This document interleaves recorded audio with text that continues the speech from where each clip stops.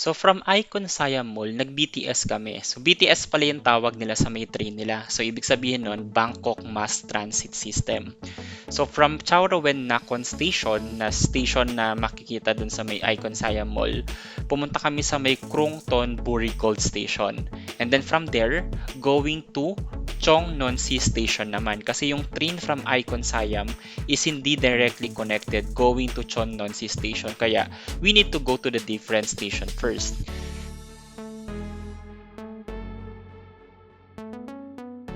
Sa mga trains nila, so maganda rin kasi hindi talaga congested.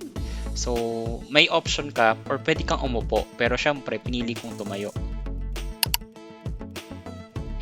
So finally, nandito na rin kami pupunta sa may Skywalk. Pero, yung tawag talaga sa building na to ay King Power Mahanakon.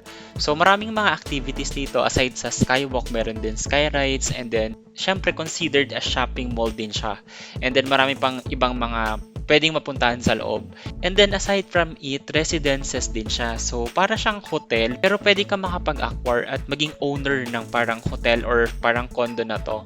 So for sure, napakamahal nito. So kagandahan dito sa may facilities nito is pet friendly siya. Meron siyang residential club lounge, meron din siyang minibar and cinema room. Nakakatuwa nga dito sa elevator nila kasi aside sa mabilis, parang team pa siya. So parang meron kayong view or mapapanood habang naghihintay umakyat yung elevator.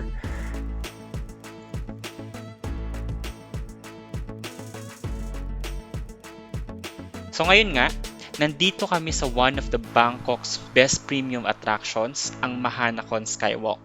Itong Mahanakon Skywalk ay ang Thailand's higher observation deck at 314 meters na nag-offer ng 360-degree panoramic views. So makikita mo talaga yung tanawin ng Bangkok. So meron siyang 78 floors in total. Sikat na sikat nga rin dito yung class 3 nila. So, syempre, takot ako sa heights. Kaya, saglit lang ako nakapunta doon at di na rin ako nakapag-video. And then, pumunta kami around 4 in the afternoon. Kaya, medyo mainit pa rin. Pero, yung pinaka-best view talaga, syempre, kapag gabi, with the city lights. So, itong floor na to, parang enclosed siya. So, pwede pa rin umakyat. Parang nasa 76, 77, 78 floor.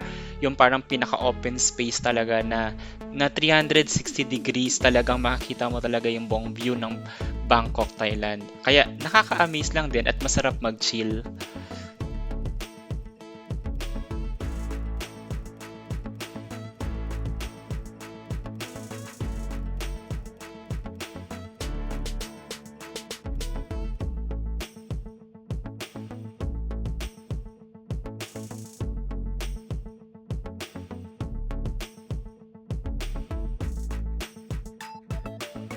Dito sa taas, may sky bar din pala na nasa 76th floor. It's actually a great spot to enjoy a drink habang tinitingnan mo yung magandang tanawin, especially yung sunset. So kung mapapansin nyo, meron siyang parang color red na harang kasi naka-reserve yan para sa mga customers ng sky bar.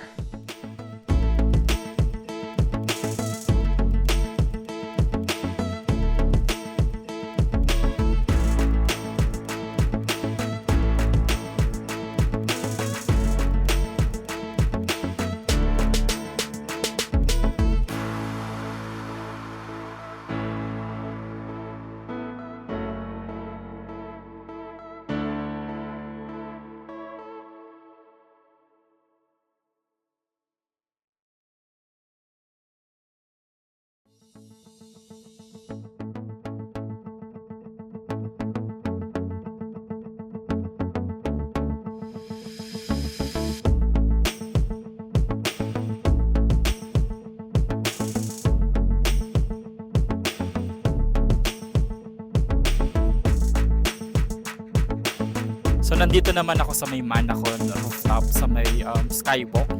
I think nasa 78th floor yung building na to. And kitang-kita talaga yung halos karamihan sa view. 360 degrees, ang daming buildings na nakapalibot dito. And I think ito na yung pinakamataas na building so far. Makita mo rin talaga rito yung river na talagang parang pa-S talaga. Ayan. Sigan natin.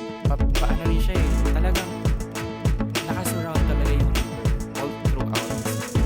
So far napakaganda ng view. oh my gosh, kasi nga takot ako sa heights. Pero, ayun. And I think, mas maganda dito kapag gabi kasi right now nasa 4:56 so magpa 5 p.m. Medyo mainit pa. So later on, so mas ma-enjoy yung view kasi nga yung city lights naman.